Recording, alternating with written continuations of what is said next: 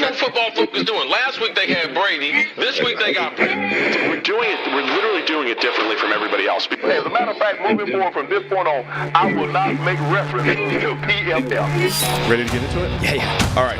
We're going team by team. I would be very careful about slinging stuff. Am I going to get sued? We go legal on this? I like football season, all the things that go with it.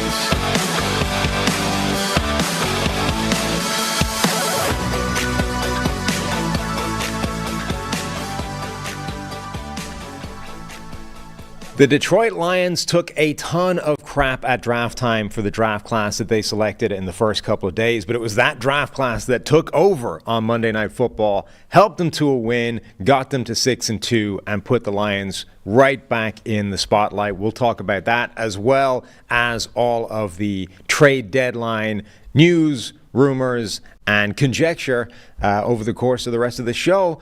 And in order to do that, we got our friend Brad Spielberger on today to run through it. How's it going, Brad? Going great. Hoping for some blockbusters in the next 6 hours. Hopefully, yeah. Let's see if we can get some live breaking news, and you can do your Adam Schefter bit, right? Like live on the phone while all this happens. I want to start talking about Monday Night Football. Obviously, a game that 26-14 to the Detroit Lions. And honestly, it shouldn't have been that close. Like, the only reason the Raiders had points is because the Lions kept turning the ball over and, letting them back into it. That was the most lopsided 26-14 football game I may have ever watched in my entire life. Credit to Marcus Peters. He's due for a nice pick six every once in a while off his old teammate in Jared Goff. But, the fumble at the 1 yard line was an insane call with Craig Reynolds. Right. It's interesting because I do think there's probably a larger conversation, not that anyone wants to talk about refereeing, but you always hear the announcers say, oh, well, they should call it a turnover on the field because that way you force the automatic review. Yeah, you also anchor to, we now need conclusive evidence this isn't a turnover. And the guy was literally horizontal on the ground. And you're telling me no shin or knee or hip or butt or elbow? Come on. It was an insane call, in my opinion. But anyway, the Lions still covered. Won. So it was all good. It was all fine. But yeah, that was as lopsided as a game I think you've seen in a very long time. Yeah, I agree with you. It's very easy to sort of make the point. I think a lot of times it's true where, when you're in doubt, call it the turnover, call it the touchdown, let it run because you'll get to look at it again anyway. But that's the downside to that, right? That's why it's not just this catch-all policy of always let it go, always call it the turnover, always call it the touchdown, because then you get into situations like this where even during the analysis, they were framing this in a way of, we are trying to find the angle that proves that this is an idiotic call, which we all know it is. We know this call is wrong, but we need the angle to show it, and we can't find one because of all the bodies. That's how it was being discussed. That's how bad a call it was at the time. Exactly. So I do get it, but the fact they haven't just created a neutral party in a building somewhere else with a bunch of cameras like the NHL and other leagues do is kind of insane. But anyway, moving beyond that, you mentioned that the Lions draft class and how great they all were. I was kind of sitting there last night, now that we have a fully healthy Tracy Walker, Brian Branch, and Kirby Joseph, and just thinking if you also had a fully healthy Chauncey Gardner-Johnson, you would have four just wrecking balls in that secondary that can move around, play in the slot, play deep, do a bunch of different things. But yeah, that draft class is looking really, really good. Jack Campbell's pass interference was tough. Kind of got tripped when he fell into Garoppolo in the end zone, but he made a couple splash plays too. But of course, Laporta and Jahmyr Gibbs. Jahmyr Gibbs had 11 missed tackles forced yesterday, and I was expecting a number in that range last night, so I'm glad it's reflected. But he was awesome as a runner. All the narratives, he can't run between the tackles, and you did see him miss some holes early on the first month of the year. His first touchdown last night was a beautiful read to go into the hole in his left, be patient, and then cut out to his right. He was exceptional. Yeah, I want to talk a little bit more about those guys in just a second. But first, we got to talk about securing your family's financial future, starting with life insurance. Fabric by Gerber Life makes it quick, easy, and affordable to protect your family so you can get back to enjoying life. Fabric was designed by parents for parents to help you get a high-quality, surprisingly affordable term life insurance policy in less than 10 minutes. Fabric has flexible policies that fit your family and your budget, with quality policies like $1 million $50 in coverage for less than $1 a day.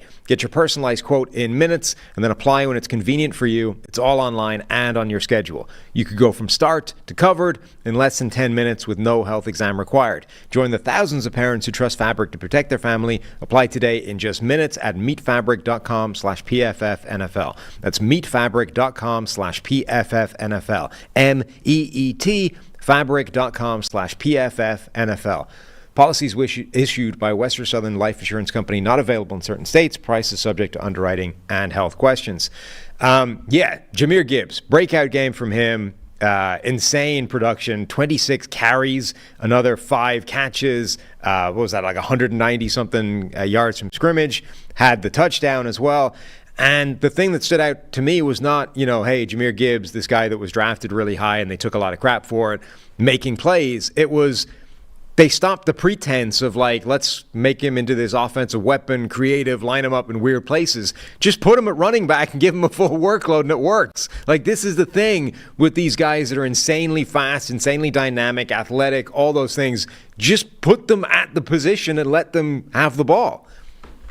Yeah, and he took a couple crunches in that game too, and even in the SEC last year, again, you don't want him to get pounded the entire game. I get he's 198 pounds, whatever, but he's not like some guy we haven't seen bounce off contact, including a bunch last night. And look, he is a great receiver. He can run routes. He's smooth, all those things. But at Alabama also, he was a good runner. I talked about his patience and letting blocks set up and things like that. And frankly, that was behind a bunch of backup interior offensive linemen in Detroit last night. But we saw all this. He was capable of doing that. Maybe not every single week, but he is more than capable of handling this workload. And he proved that last night, no question. Yeah. And look, I'm all for the idea of spelling him or not. This was a fairly intense workout for any running back in the NFL. A huge amount of ball carried on his shoulders. So I'm fine with scaling that back. And when David Montgomery's back, there's a much more natural sharing of the workload. But I think this game showed you that you don't need to overthink this, right? You can just give these guys the ball. And if you're athletic and dynamic the way Gibbs is, you find space running the ball. You find space by making a cut through the line and your vision taking you to the backside where all you have to do is beat a DB for a touchdown. You don't need to spend your life creating plays to get these guys the ball in space. Their speed, athleticism, explosion is what finds the space for them. Just give them the ball as a running back. Yeah, the explosiveness, and again, there is obviously context here. You're bringing in David Montgomery on a lot of third and shorts and second and shorts and goal line carries and all of that. But, Jahmyr Gibbs had, I think, 12 carries that went more than 5 yards last night. David Montgomery has 20 of those on the entire season on a larger workload. And again, like I said, it's not really a fair way to look at it just that. But his ability to not just, stay out of the chains and get 3 yards in a cloud of dust, but actually to break off, he probably had 6 or 7 10-plus yard carries last night as well. It changed the entire dynamic of, they kept not being able to score early on, a bunch of field goals, drives stalling out, and they really ran the football a ton last night. Ben Johnson, particularly on that first scripted drive, was just they probably ran 10 times. But, that is the thing where, again, when you go back to when draft value and positional value and all of that, and I guess Breece Hall, a good example, not to pick on the guy, but in not a Najee Harris, where you have ETN and those guys, the one difference maker, besides being a pass catcher and a pass protector, but also you can turn a 5-yard play into a 40-yard play. That wins you football games, and you need that element if you are going to use a pick that early. And Gibbs certainly has that ability in space. So on top of what Gibbs did, we had another big game by Sam Laporta, led the team in targets, led the team in receptions, had 57 yards and a touchdown himself. Sam Laporta looks like one of the best rookies in the entire NFL as well.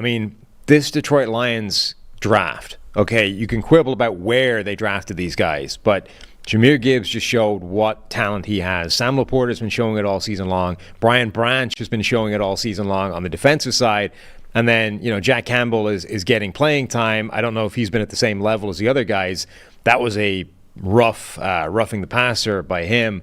But this group is contributing an insane degree to the team right now. They really are. I mean, Laporta, for a rookie tight end, it's remarkable every single week. I do think it's interesting. I saw a couple tweets about it last night, and I was kind of thinking it too. There's becoming a bit of a tell when he's on the field and off the field. If he's on the field, they're probably passing the ball. And if it's Brock Wright or somebody else, James Mitchell, whoever they have still, they're probably running the ball. So they might need to work on that a little bit. I think he is a capable blocker, even if he probably is the number 3 guy in that lineup. But yeah, I mean, he also, like, for a rookie tight end, too, has the explosive ability, can break away from defenders, can erase pursuit angles on some of those carries, and obviously, great catch over the middle for the touchdown. Option route, choice route, whatever, bounces back inside and basically walks in untouched. But yeah, I mean, he's incredible for a rookie tight end. Yeah, absolutely. So that group from the Lions has been pretty spectacular. Overall, like, turnovers were the only thing that made this game close. I mean, Detroit were moving the ball at will. The Raiders couldn't get much done, and then got even less done as the game progressed, and they needed to chase it a little bit. And the only thing keeping it close was those turnovers. Like the pick six was an ugly play. I don't know if Goff didn't see the corner there, or simply saw it but couldn't get the ball where he needed to get it or wanted to get it, i.e. probably throwing it away or just getting it to the outside of Amon-Ra St. Brown. But this game shouldn't have even been close. I mean, like, yardage-wise, it was like 600 yards, about 150 yards, I think, something like that. Maybe 550 to 100. 157 total net yards was what the Raiders had. The Lions had almost 500. Yeah, and I think the Raiders probably got like 40 of that on a bunch of garbage time drives at the end there. But not even turnovers, too. But, like, he had that miss to Khalif Raymond over the middle where he threw it behind him. Yeah. And if you looked at the broadcast angle, at least, Raymond, if not scoring, he's getting you in a goal-to-go situation there. There was no one in front of him, and we know how fast Khalif Raymond can be. So they just missed a couple things, got to clean it up. It was definitely not one of Goff's best performances by any stretch. I think he had a miss to Josh Reynolds down the right sideline for probably another chunk gain as well. But, yeah, I mean, it was as dominant as you'd like it to be. I do want to see this defense, which obviously, was incredible last night. Aleem McNeil, talk about more and more recent draft picks, 2 sacks, 4 pressures on 17 pass rush snaps, and was a consistent presence. I want to see them do this against a good offense, a good, obviously Baltimore went buck wild on them last week, but they are starting to continue to kind of stack these games against inferior opponents, and that next step should come where they can also do it against the better offenses in the league. Right. It is an important step for them. They, in addition to the turnovers, they, as you say, left plays on the table as well. Between a couple of off-target throws, there was Amon-Ra St. Brown doing his best Justin Fields impersonation and passing up a wide-open dude in the end zone and just sort of taking a busted play rather than – I've literally no idea why he didn't throw the ball. I mean, it was a play that at the time looked like it was designed for him to throw it, and he decided not to, tucked it down.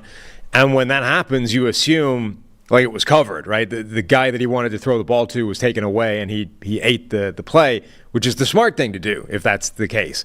And then when they show the wide angle, it wasn't at all. Like the guy that he wanted to go to the ball with had sort of gone out to pretend blocking, fake blocking, and then just slipped behind everybody into the end zone on his own and is like waiting for the ball, and Amon-Ra St. Brown for some reason chooses not to throw it, and the play's dead. But that's a easy touchdown that they left on the table. I think it was Khalif Raymond, and he probably had 10 yards of separation in both directions. Like there was I think there was a DB in the corner of the end zone, and there was a DB probably 3/4 of the way the other direction, and he was standing right there.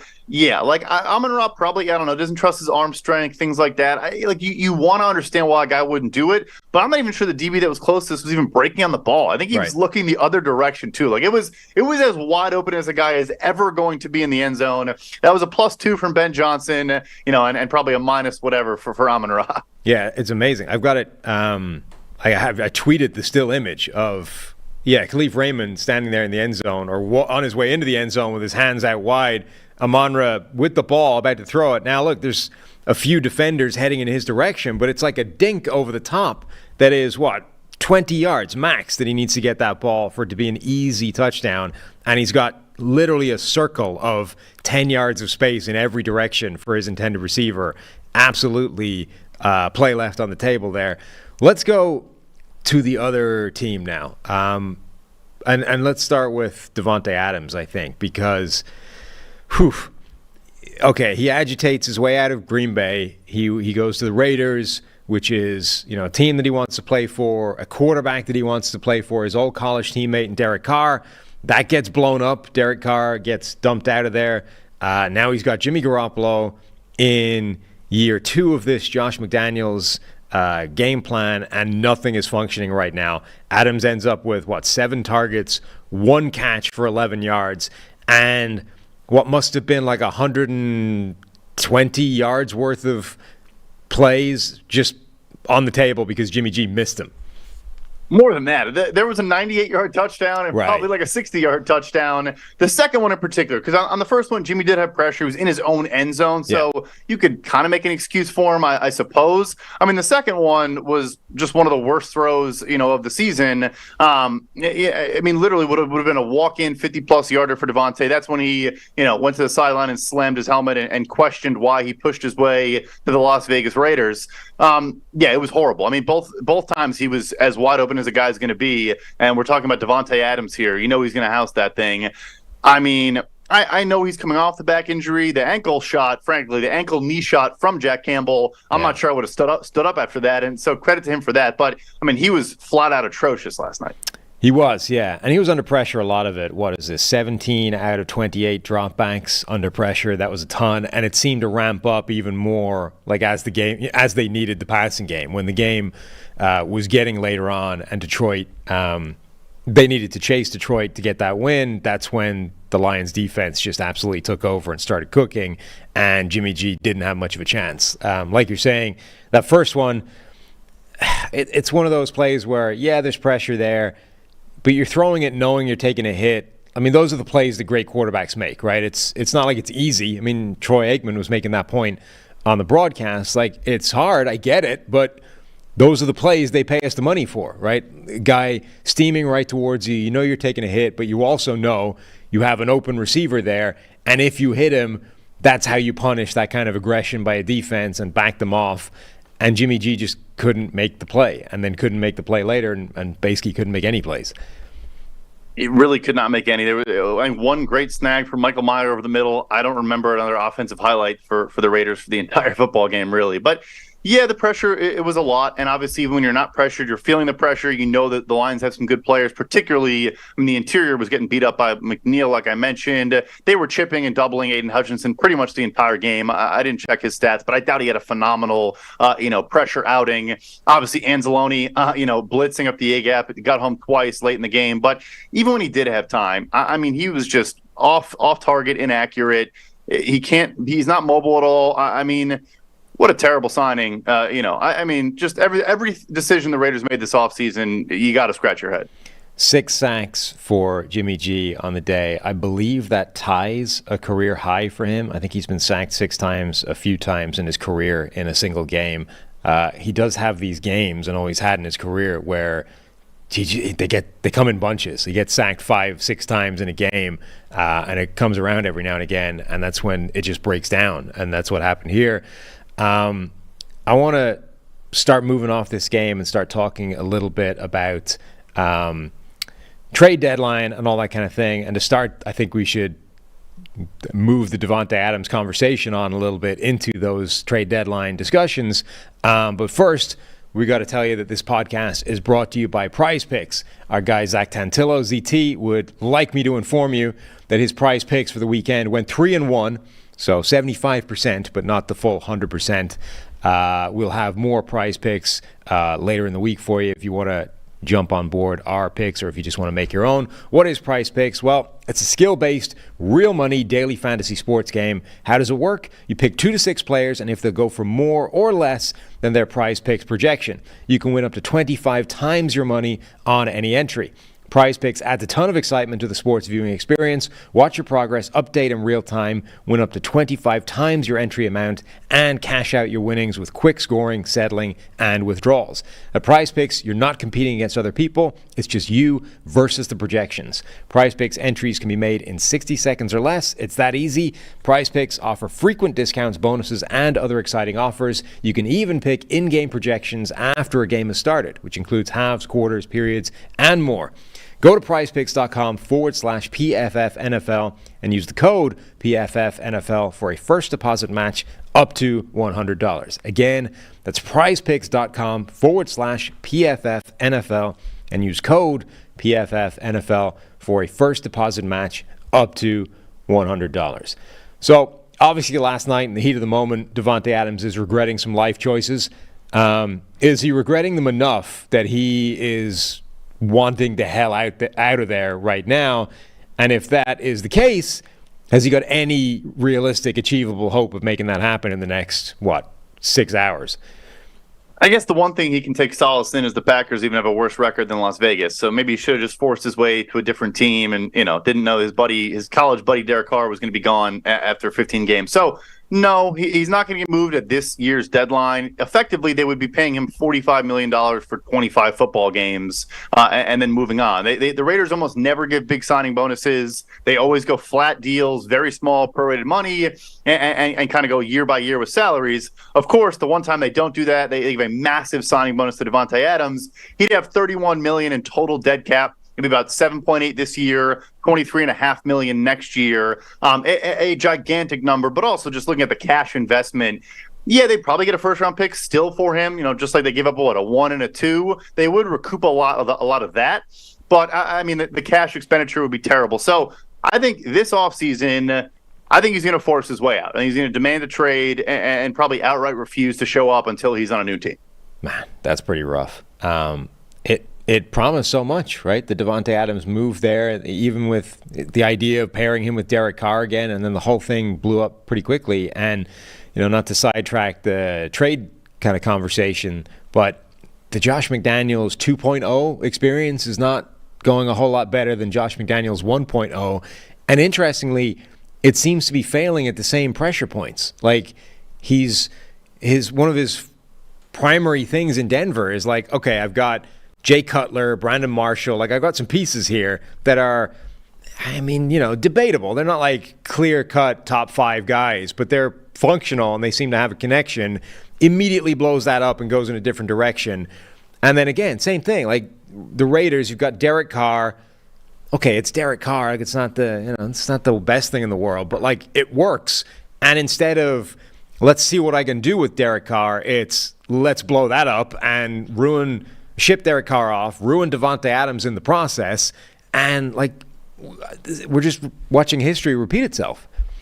It is Derek Carr, but the thing that I come back to is, you cut him. So unlike Jay Cutler where they got a haul, you get literally nothing for Derek Carr because he's not even comp pick eligible. He was owed $20 million, if I remember correctly, I think $21 million this season. And Carr is not a guy that I think would have demanded an extension. I think he would have said, okay, fine, I'll play my contract year out. I'll probably be annoyed about it, but I'll do it. Instead, you guarantee, I think it's $40 million, $40 million for Jimmy Garoppolo, who's, I think all of his money next year is guaranteed, and I think he's a non-viable starter at this point in the NFL. You might as well just roll out Aiden O'Connell and see what you have there. So you pay more for a worse quarterback, and yes, I get Derek Carr's not exceptional. You get nothing in return for a starting level guy who signed a deal with $100 million in guaranteed. You have Josh Jacobs' comment last night was laugh out loud funny when he got asked, what does the offense need to do to improve? He said, I don't know, it's not my job. You tag him and give him a little bit of extra cash. He's having the worst year of his career. He doesn't want to be there either. I fell for it. People make fun of me on Twitter. One particular guy loves to bring it up every time I mention Josh McDaniels. I thought he was going to learn from his mistakes the first time and maybe get it right this time. I think it's been worse because all the personnel stuff, I think the whole locker room doesn't like him. He's also the worst game manager in the NFL. I think you saw the best game manager with time management, fourth downs, all that, versus the worst in the NFL last night. I don't know if he gets fired for cash considerations, whatever, but it should be the last time he ever has a head coach job. That is for sure. It's funny. Steve pointed this out to me yesterday that, so obviously one of the stories of the Raiders this season is that the run game has just disappeared, and Josh Jacobs, coming off that incredible year, can't get anything going. Normally when that happens, you assume the offensive line, the blocking, it's terrible. That's the reason that the running back is evaporated. But the offensive line, the blockers are actually grading fine. So collectively, you've got the running backs grading fine, the blocking is grading fine, and yet there's still no run game. And usually when that kind of thing happens, and it's not going to be as simple as this, but in broad strokes terms, when grading in big chunks doesn't match up with production in big chunks, the difference is scheme, right? It's coaching, it's that part of it. And usually we talk about this in the other direction. Like, why aren't guys grading amazingly when the production is incredible? It's because the coach is dialing stuff up, right? This is the Shanahan effect or Ben Johnson or whatever it is. But I think it works the opposite direction as well. I think that's probably what we're seeing here, that nobody's playing terribly, and yet nothing's working because the scheme isn't functioning. So the thing that he's supposed to be the best at, that thing, there's at least some evidence here to say even that isn't working. So personnel is failing, scheme is failing, everything is failing. Again, not great from a Josh McDaniels point of view. Okay, that's Davante Adams. Basically, as unfortunate as it is for him, he's stuck there and he's going to have to deal with it. Let's go to Tennessee, because it's another team that's being talked about as clearly in the selling market. The Kevin Byard deal probably threw up the lights for that for everybody. I would imagine they're listening to phone calls for pretty much anybody, but is anyone going to get moved from Tennessee? So, the Derrick Henry thing, I don't think is going to happen. We had the deadline yesterday for if you want to restructure a contract like we saw with Leonard Williams, you have to do that the day prior for that to get processed. So now, with Derrick Henry owed $6 or so million the rest of the year, off the top of my head, I don't think it's going to happen. DeAndre Hopkins does have a minimum salary, but I think in the same argument that you made about why Carolina and Bryce Young should want DeAndre Hopkins, it clearly applies to a guy who had 3 touchdown catches from Will Levis. So I imagine he sticks as well. I think the one name I would probably keep an eye on, I guess, is Danico Autry. Great defensive lineman, has been exceptional the last couple of years for them. 50-60 pressure guy, high pass rush win rate. You can move him around the defensive line, can play on the edge, can play at 5-tech, even kick inside a little bit. That's maybe the one name. He does have a bit of a larger salary as well, but not exorbitant. I think he's maybe the name to watch if they do make another move. Do you think that, so I agree with you that, DeAndre, we talked about this on yesterday's show, like DeAndre Hopkins showed the value to a young quarterback, whether it's Carolina or now in Tennessee, for as long as that lasts. Do you think that that they view Derrick Henry in the same light, right? Because that's one of those sort of classic cliches is you want the strong run game, you want the good running back to help a young quarterback out. Do you think Tennessee is less likely to move Derrick Henry, even if the phone calls come in now that they have Will Levis at quarterback, which, by the way, may only last like one more week until Tannehill comes back? Well, ignoring they'd be insane to play Tannehill instead of Will Levis. Levis had 4 touchdown passes yesterday. Tannehill has 2 on the season. He hasn't thrown 3 since 2021. But anyway, I probably yes to the Derrick Henry question. But honestly, I think it's a different factor. I mean, look, you took Tyjae Spears in the 3rd round. He's looked pretty good pretty much whenever he touches the field. I know he's dinged up right now, but I think he's fine overall.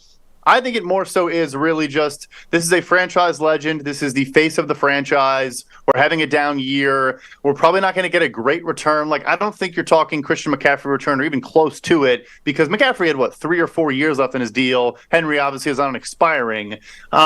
And it's not the total all-around package player like a McCaffrey, as phenomenal as he is, in a one particular facet on early down. So, but yeah, I think it's more that, just sentimental value and all those things. Hey, they probably sold a whole lot of Houston Oilers Derrick Henry jerseys yesterday as well.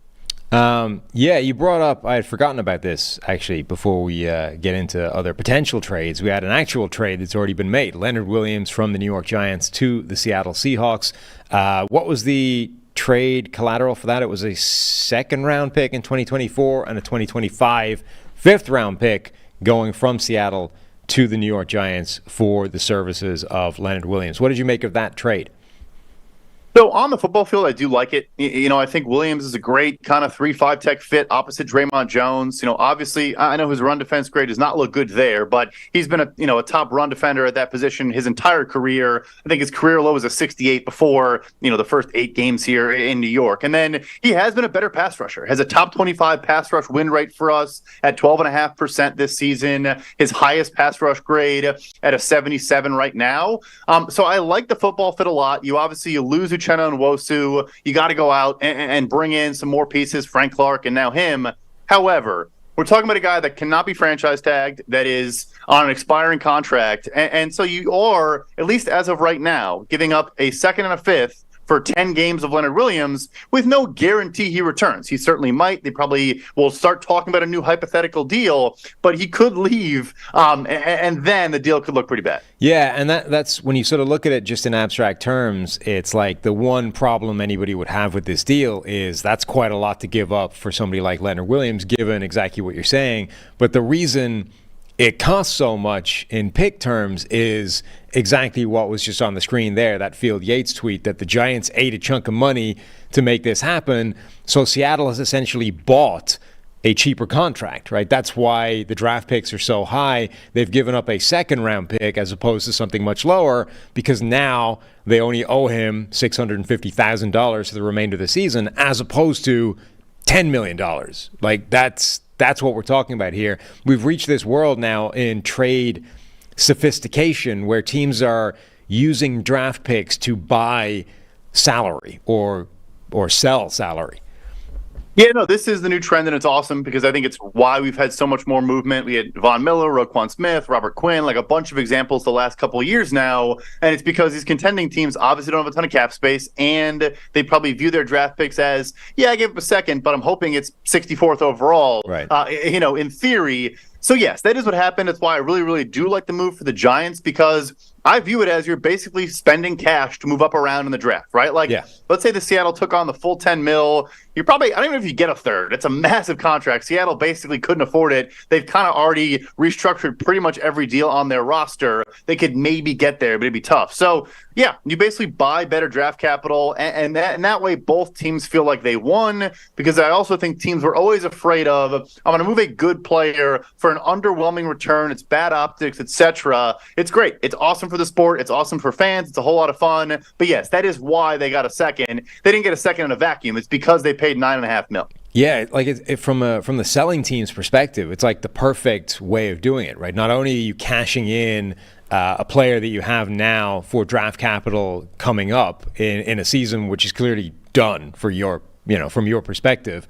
So that part, it's already a good move to be doing that, right? Ship off assets, get the guy or get the trade, the draft picks rather than the player that you have right now that's not doing you any good. But now they're actually able to increase the pick, the value of the pick they're getting, make it a better pick by just essentially buying it, by paying more now in cap room, which you have, and you can sort of maximize the impact of the fire sale that you're having once the season is dead. Like it's kind of turbocharging the tank job that teams are doing when they're doing that. Yeah, and the beauty is the alternative is you're still going to pay that full salary anyway. So the Giants can still tell themselves, hey, we saved, I think it's like $650,000. They can still tell themselves they saved money, which they did, right, compared to just keeping him. And then, of course, you also, when you get into compensatory pick considerations and things of that nature, you want to beat out what you think you could get. I think Williams probably will net, maybe Seattle or maybe he stays there, but probably a fringe third, maybe a third or at least a fourth comp pick, no question.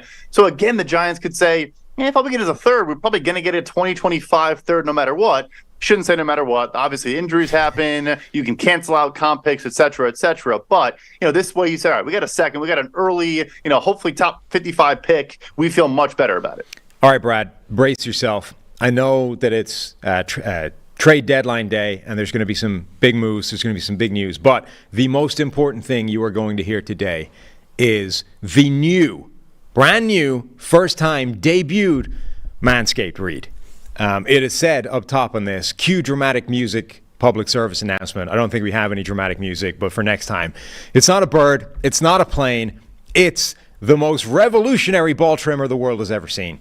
Gentlemen, our friends over at Manscaped have been working night and day to bring you a below-the-waist grooming experience like none other with their brand new Lawnmower 5.0 Ultra.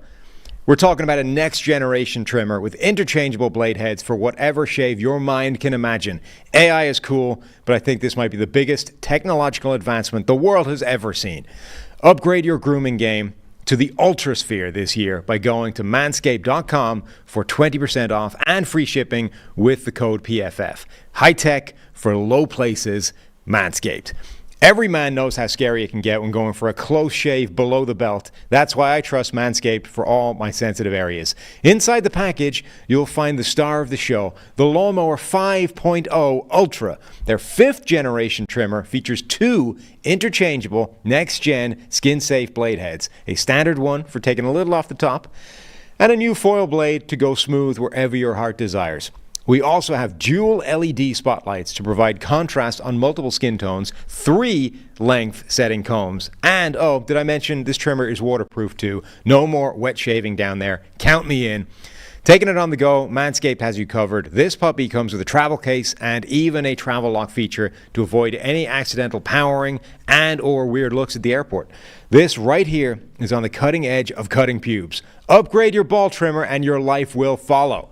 Get 20% off and free shipping with the code PFF at manscaped.com. That's 20% off and free shipping with the code PFF at manscaped.com. I can promise you've never seen a ball trimmer look like a spaceship. Get yours today from our folks at Manscaped.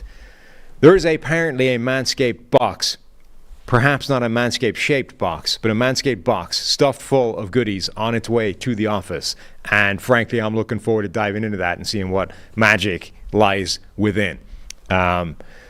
Masterful job by them. That's the PSA for today. The most important thing you're going to hear. It's not about trades. It's about Manscaped and the Lawnmower 5.0 Ultra. Okay, Brad, getting back into the NFL. You want to talk about Jalen Johnson, cornerback from the Chicago Bears, and where he might end up today. Yep. So this was, I'll be honest, a little bit of a surprise. He's obviously, made it pretty clear he's not happy with contract talk extensions going back a couple contract extension talks going back a couple days now, maybe over a week. But I thought they would find a way to get it done. He is obviously a top 5 graded corner for us this season. Has been exceptional. Had the huge splash game with the pick 6, another interception. And he's 24 years old on a team that has $1 billion in cap space. And look, they drafted Tyreek Stevenson and your guy Terrell Smith this past class. But it's kind of weird to me at this stage in the rebuild to continue to let good young talent go. Last year, I guess you could say it made sense with Roquan Smith. But anyway, where do I think Jalen Johnson goes or wants to go? He's from California. I think he probably wants to be a San Francisco 49er if I had to guess. I know they're in the market for corners. They've been making some phone calls on corners across the NFL. Obviously have Travarius Ward. Not great play from Diamador Lenore the last couple of weeks, although I think he's been solid, frankly. But anyway, I think they're heavily in the mix for sure. I think Philadelphia is a team to monitor here. Buffalo, and lastly, Pittsburgh, I think, is probably in the mix too. Wow. So a lot of kind of contender teams for him. What does the market look like for a guy like Jalen Johnson? Because on the one hand, you've got, as you say, 24-year-old corner playing his best football, has previous really high-level play as well. Like his rookie season, I think he had 13 pass breakups, something like that. On the other hand, you've got, expiring contract and is about to want to get paid like one of the best corners in the NFL. So what does that do to the actual trade value, given what we've just been talking about of, contract equals draft capital? Yeah, I do think that. So he's on a rookie deal. So from that standpoint, he's cheap. But I do imagine now that he's been granted the right to talk to other teams, the main point of that is so that he can try to work out an extension as a part of the trade to make this other team more comfortable bringing him in, and not potentially losing him after 10 games for a rental. I think with him, you're talking $17, $18 million a year. I don't think he's in that upper echelon of the 20-plus guys. I think he's above, that Carlton Davis, Jamel Dean type range in the 14.5, 15 area. So I think he's kind of in between those two markets. So from a value standpoint, because I think there are a ton of suitors here, and B, there's guys like a Dante Jackson, Christian Fulton, Tennessee, maybe, but I think Jalen Johnson is by far leaps and bounds the best available cornerback at the deadline. So maybe that drives it up. I think best case scenario, absolute best case scenario, the Bears get a second. I think more realistically, maybe you get a 2/3, something of that nature. But yeah, absolutely a solid day 2 pick at the very least. Given that you mentioned a list of teams, most of whom are like pretty solid contenders, are there any teams that are going to be interested in him just as a rental? Like, we know we're not going to get a long-term deal done with him. On the other hand, we expect to be playing deep into January and we want to be playing in February. We're okay with spending a draft pick for this to be a one-season rental. Yeah, so it's a good point because we also talk a lot about, the compensatory pick thing and all that. So for Chicago, a comp pick for Jalen Johnson is probably not very realistic because they have $110 million in projected cap space. They're going to spend a ton of it. For a contender like a San Fran or the teams I mentioned, Philadelphia, etc., they are in the market for a comp pick. If they do let this guy walk, they're probably not going to make a splash signing. I guess San Fran added Javon Hargrave, but it's far more realistic they could. So, yeah, in theory, even if you give up a 2 and just say, hey, or if he stays healthy, we'll get a 3 in the offseason. We saw that a couple of years ago from Philadelphia with Golden Tate. They send a 3, get a 4. That was part of their thought process the entire time. Right. I think it is a good point, no question. But still, there some risk is involved there, no question. And that was part of the logic when the Rams brought in Von Miller, right? Like, we know that we're probably letting him go, and we've factored in a comp pick into this whole process, the trade to get him versus what we're going to get in comp pick. And we know it's a rental, but we're good with that. Well, it certainly was one of the outcomes they were comfortable with. I think they really did want to keep him around, and Buffalo just dropped a massive contract offer at his feet. But yeah, no, it's always at least even if it's not your plan A, it is certainly, plan B or whatever. And the Rams knew they weren't going to spend, after that season in free agency. They obviously did not add much talent, in free agency at all. One of the other players that seems most likely to get moved before the deadline is Montez Sweat. So we've been talking a little bit already, a couple of times in the show, this dynamic that Washington has put themselves in. Montez Sweat, Chase Young, both playing well, both up for a contract renewal. You can only really keep one of them, and that means what Washington's best thing to do in terms of negotiation for the one you're keeping is get rid of the other one now. So is that actually going to happen, and where's he going to end up if it does? I do. I think that is going to be the blockbuster that we get today. I think it is between the Atlanta Falcons and the Chicago Bears at this juncture. Maybe a team like San Francisco could be in the mix as well. But I think those two teams are vying pretty hard for his services right now. Also, maybe exploring the idea of an extension as part of the trade as well. But yeah, I think it's one of those two teams. Obviously, Chicago would be the biggest upgrade they could possibly make across their entire roster, frankly. And Atlanta as well. They're actually just as bad in pressure rate from edge rushers specifically as the Chicago Bears are. Both teams are bottom 5 in the NFL if you just filter to the edge rushers, and their pass rush win rate, they're both, very, very low. So I think it's one of those two teams that gets it done. There's a ton of connections here. So Kyle Smith was a former personnel guy in Washington when they drafted Montez Sweat. He is now with the Atlanta Falcons. Mississippi State, Luke Getsy, the offensive coordinator in Chicago, was at Mississippi State with Montez Sweat. So there's familiarity there with both teams. It makes a total football sense for both teams. They also have, of course, ton of resources, draft picks, cheap rookie contract players. I think he will be a member of one of those teams in the next 4.5 hours. Yeah, it was interesting. I was just pulling up the pressure rates for both teams. They were 1 and 2 for the bottom pressure rate last season. The Bears were by far and away the least capable team in the league at getting pressure on the opposing quarterback, and Atlanta was number 2, albeit much closer to the rest of the pack than the Bears were. The Chicago Bears are second worst this season. They've gone up 1 spot. They're marginally ahead of Carolina after the first bunch of weeks of the season. Atlanta, as you said, they've actually crawled, to mid-table respectability, but it's all basically because of David Onyemata on the inside. And they just lost Grady Jarrett, which isn't going to help. In terms of edge rush, they still don't really have pressure coming from anywhere. Bud Dupree, they're signing to try and make that happen. Obviously, our history on Bud Dupree commentary, that hasn't worked. Lorenzo Carter, Arnold Ebiketie, they're not doing anything. It's Calais Campbell, it's David Onyemata, it's Grady Jarrett on the inside, and now one of those 3 is down. So they absolutely still need an edge rusher, and the Bears just need anybody on the defensive line still.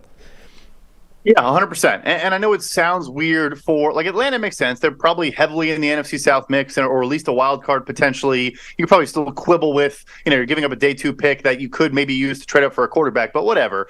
With Chicago, I know it seems bizarre, and they did the same thing last year, and obviously it was a disaster where, you move a day 2 to get Claypool, gain a day 2 for Roquan Smith.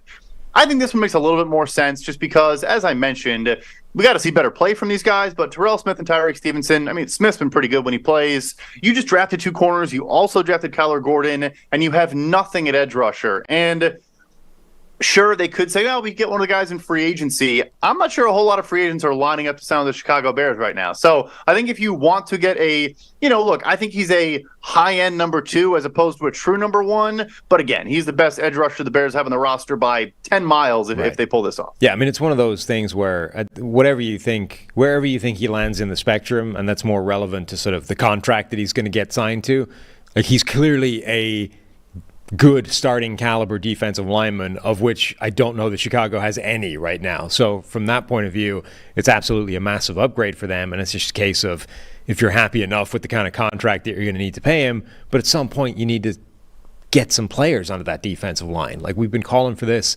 since last free agency, where instead they went and spent the money on linebackers and drafted some guys to take that spot. But they haven't made the impact yet. They may never make the impact. At some point, if you want to make any kind of moves on defense, you're going to need defensive linemen that can make something happen on their own. For sure. And again, yeah, he's not quite the pass rush win rate, of a Chase Young in Washington, but also, I mean, remarkably durable. One of the best run defending edges, I think, in the entire NFL. And I'm fairly confident our grades back that up. And so I think for Chicago, like, it's a building block piece. And also, I don't expect a first round pick to get moved here. I guess maybe if the two teams bid themselves up a ton, but there's no way Chicago would move probably 2 top 10 picks, and I don't think Atlanta does either. So I think you're giving up a second and something else potentially. Interesting thought if Washington, who could certainly use a corner, maybe is open to the idea of a swap there, but I don't know if that's any, that might be a dumb suggestion. But yeah, I get the arguments against it. I think if you're Chicago, you're saying there's a marquee 25-year-old who has an extremely high floor. I think it makes sense. And elite high-end athleticism as well. I mean, that's one of the things that sometimes these guys don't have in their favor. When you're sort of looking at these guys that are good, not necessarily great. And one of the things that might be holding them back is, look, they have a level athletically, right? They're not sort of Chase Young or Myles Garrett in terms of insane bursts and athleticism and size. Like Montez Sweat is a freak athlete on top of all that as well. So potentially there is more to come from him. Like a team could talk themselves into the idea that there is still untapped potential in Montez Sweat even this deep into his career. Also a perfect fit for this defense. Right. I mean, they probably thought about other guys like a Brian Burns or whatever, who I don't think is a particularly great fit for this particular defensive system. Granted, maybe it's not the same system next year, but, I think Montez Sweat can have his hand in the dirt, could be an outside linebacker that stands up more often. But I think what Matt Eberflus wants in a defensive end is Montez Sweat. Right. Okay, Brad, I'm going to turn the floor over to you. We've got a few minutes left. Anybody else you want to cover before we get out of here? There's probably some smaller moves. I think Buffalo is trying to move off of Kyer Elam, which is, very quick turnaround for their first round pick from last year. But I think they are open to the idea. Unfortunately, though, I think not unfortunately, but a lot of the teams that probably were going to be sellers won a bunch of games recently. Maybe a small move from Minnesota. I'd keep an eye on guard tackle Ezra Cleveland. Now that Dalton Risner is playing great football in that lineup, and obviously, Minnesota has difficult decisions to make. So a couple smaller names there. I'm sure we'll get more. I personally can't speak to anything else, but hopefully we get some madness. What kind of market do you think a guy like Kyer Elam would have? Because they immediately decided that guy's just not for them, right? He lost out to a 6th round draft pick in his own draft class before the season had started, right? So we talked a lot about Tyreek Stevenson versus Terrell Smith, 2 guys in the same draft class, and I liked Smith better than Stevenson, and I was sort of saying, look, every year there's one of those guys, right, where somebody drafted lower down jumps the dude drafted above them and ends up being the better player or having the more significant role in the defense. Smith was my pick for that happening. They haven't gone that way, maybe judging by the play they should have, but they didn't. The point being, it takes quite a lot for you to say, no, the 6th round pick is actually the guy that needs the playing time more than the 1st round pick that we just made. And yet they did that almost immediately. And that secondary has been decimated by injuries. They have reason to play Kyer Elam all the time, and they do it as a last resort. And even when they do it, he plays like a different defense to everybody else. They go hey, Kyer, you go play man coverage, press man, don't worry about anything else. The rest of the defense will be doing something different. Don't worry about it. You just lock onto your guy. You take care of that. Does that that can't like go unnoticed by the rest of the league. They must be looking at that and going, I mean, we like this guy at draft time, but that's pretty rough. It's interesting, right? So a couple thoughts there. I mean, respect to a phenomenal NFL player, but like when Josh Norman at this stage is replacing you on the active, for an active game, like that's about as bad of a sign you could possibly have. The man coverage thing is interesting because it's comical. Like you said, they're a heavy cover 3 and zone team, and so maybe another team that does play a lot of man. I mentioned Pittsburgh. Maybe they are interested in, hey, we can use him differently and get him in a role that fits him. He's young, whatever. We also had, this is basically C.J. Henderson again, and Carolina. I want to say give up a 3rd and a 6th, if I remember correctly. I'm not sure if they even get that, although. I think it was after one season was C.J. Henderson. I guess we're basically a year and a half into Kyer Elam, but it's not going to be a lot. That is for sure. But I could see a team that plays a lot of man just saying, "Hey, look, let's just buy low, see what we have in him, and he'll be a better fit for us." But like you said, I mean, it's gone. Like I think Henderson even played for Jacksonville. He just wasn't playing well. Yeah. Like Elam's not even playing amidst a bunch of injuries. Yeah, and okay, he hasn't been good when he's been playing, but he hasn't looked like catastrophic either. I mean, that's the thing that's always been kind of interesting about it. Like, it's an incredibly bad sign that basically from day one they've been like, oh, we might have made a mistake here. Let's do anything we can to keep him off the field. But when he has played, like, it hasn't been atrocious, particularly when they have, given him this sort of more friendly role towards his skill set. There have been players where they've been on the field and immediately you've been like, oh, this guy just stinks. Like, this is not going to work. You've made a mistake. He isn't in that category, and yet they're kind of treating him as if he is. It's pretty weird. No, you're right. Like, he's not completely unviable. And, I don't want to speculate if it's non-football things or whatever. We've not heard anything in that regard. But, yeah, it's certainly strange. But like, all the more reason, maybe they can get a 3rd-round pick and just convince one of those teams that plays a lot more man coverage than they do. Yeah, it's just not a fit. We love him. It's just not a fit. And try to sell on that route. Are there any teams that like would make sense in terms of being buyers just because the opportunity shows up? Like, we tend to think of these teams, if you're buyers at this point, it's because you're good or you expect to win. But like, I got triggered to the idea by what you just said, right? Like the Vikings right now with Brian Flores, totally new scheme, man heavy, completely the opposite of what they've been running. They don't really have the personnel for it, right? And you like, they're trotting out a Caleb Evans and like these guys who are getting torched on a regular basis. I think they've got a guy in Mekhi Blackman that could step in and do a better job. But like, would a team like Minnesota, even though they think, all right, our season may have just gone up in smoke because Kirk Cousins got hurt, but like, if somebody is shopping Kyer Elam for like a 4th-round pick, isn't that worth a swing for them? Because he is a natural fit in Brian Flores type of defense. And if he doesn't work out, oh well, it just costs us a 4th-round pick. I do think those buy low moves like that make a ton of sense. I mean, you've got 2 more years of a rookie contract. If he does have a great 3rd season with you, hypothetically a 5th-year option. Right. So it's a cheap guy. Also, in these first-round deals and all these draft deals, like half the contract is a signing bonus. So you're inheriting a very small deal for a guy that maybe you convince yourselves you could turn around. I agree. I think even, like you said, not obvious sellers, if it's a cheap player, a young player, it probably still does make sense just to see what you can get out of him, see if he's a fit, and you're buying so low, which also is why I think, the Montez Sweat thing, you're buying low because Washington has no leverage, everybody knows it, and that's why I think this is going to happen. The last thing I think we should probably touch on before we wrap up, since we just hit the Vikings, is are they going to do anything before the deadline post-Kirk? Obviously, Cousins goes down, confirmed Achilles injury. The only quarterback on the roster right now is the rookie 5th-round pick, Jaron Hall from BYU.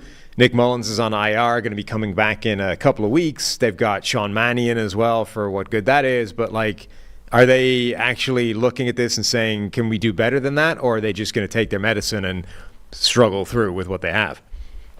Yeah, I think. Sorry, the Bears just traded for Montez Sweat. That's official now. So that just happened. There you go. I tried to hint at it as much as I could, people. So yeah, I didn't even hear the question. What'd you say? What'd you say, Sam? I was asking you, are the Vikings going to make a move for any quarterback in a post-Kirk Cousins landscape? But we can also talk about the Montez Sweat thing. I think it'll be a signing. I think Colt McCoy's been floated a bunch. I think Carson Wentz kind of makes sense if you want to take a true shot at an upside move. I don't think a trade, though. I think it will be a signing. All right. Now let's pivot back around to Montez Sweat to the Bears. There we go. So it's a second-round pick. I think that's all it is for Montez Sweat. I think we'll probably hear potentially about a contract extension coming here. If I'm the Bears, I try to pounce as quick as humanly possible after Rashawn Gary got a 4-year, $96 million deal, $24 million per. Right. I try to anchor to that with everything in my being. I think that is well below Rashawn Gary's value. So I think it's great timing, and you can use that as an anchor. But yeah, just for a second-round pick by itself, and even if all you get is a third for Jalen Johnson, I think this kind of makes a lot of sense. I mean, this is one of the rare trades that, like, everybody wins, right? This, for a second-round pick to get a guy like that, that's perfect, right? We just talked about he's not an elite, one of the best pass rushers in the NFL, but he's a good starting caliber pass rusher on a defensive line that doesn't have any. So to flip a second-round pick, rather, for that, I think is perfectly fair value. For Washington to get a second-round pick for the position they had put themselves in with two guys represented by the same person at the same position, essentially like boxing them out from being able to get an extension done with any of them, that's great for them. And then if Montez Sweat, even if he ends up signing an extension that looks a lot like the Rashawn Gary deal, which is incredibly team-friendly and sort of below market value, because there is a gap between him and guys like Rashawn Gary, it's a good deal for him. Like, this is win-win-win. Yeah, I agree. It's a win-win-win. It is. Washington still has to view this as a win. You've made your decision. You're now working on with Chase Young. You still could have 3 extremely highly paid defensive linemen, and there was no guarantee you were getting anything as a comp pick, but at best you're getting a 2025 third. Now you get Chicago's 2024 second, which is still probably a top 40 draft pick. Right. Could be 32. We saw it was 32 last year. So this is a win for every party. And hey, good for Josh Harris. I'm not going to say it wasn't Ron Rivera and Martin Mayhew and Marty Herney, but good for Josh Harris and this new ownership to actually understand how to get value out of assets. I mean, you had 2 tags for Brandon Sheriff, walks for nothing. Like, every decision they made from a personnel standpoint was devoid of logic. This is, if I'm a Commanders fan, I'm more encouraged by this than anything Josh Harris has done so far. I will say that's an important point to make. This pick could end up being number 32 overall. And even if it is, again, this is a significantly better way to spend that pick than Chase Claypool. That's, I think, a definitive statement we can make. This is a much better way of spending even a pick in the low 30s than spending it on Chase Claypool is. This will make a much bigger difference, and you're getting a much better player. So from that perspective, Chicago, good work. Don't get gun-shy by the one mistake you made. Yeah, no, you're right. It's also true, right? Keep taking swings. And look, they still have 2 firsts this year. Probably both can be top 10. They have Carolina's second next year as well. So, you still have a ton of draft capital. They have Philly's 4th this year from the Robert Quinn trade. They still got some ammo. And you get this edge rusher class too. There are some fun names, but like, I think Latu is the best talent, and he was medically retired 2 years ago. So now you get a quarterback and a wide receiver or a tackle with 2 top 10 picks. You have a foundational piece on the defensive line. It's something. I mean, that's a great point. Like, okay, you're dealing with rookies and cheaper deals, et cetera, so it's not apples to apples. But we went through the top guys in this draft, this pass rusher class with Trev a couple of weeks ago, and you're right. I think Latu's the best guy. I wouldn't be sure that Latu is better than Montez Sweat. I mean, you might be getting a guy that's better than anybody from this draft class, albeit for more expense, right? Like, and you're getting him with a second-round draft pick. So I think it's a great move for Chicago. I think it's a great move for Washington to get something for the guy they're probably going to have to lose anyway. And if it gets Montez Sweat a giant big money extension, it's a great move for him as well. Win-win-win. That's going to do it for the show today.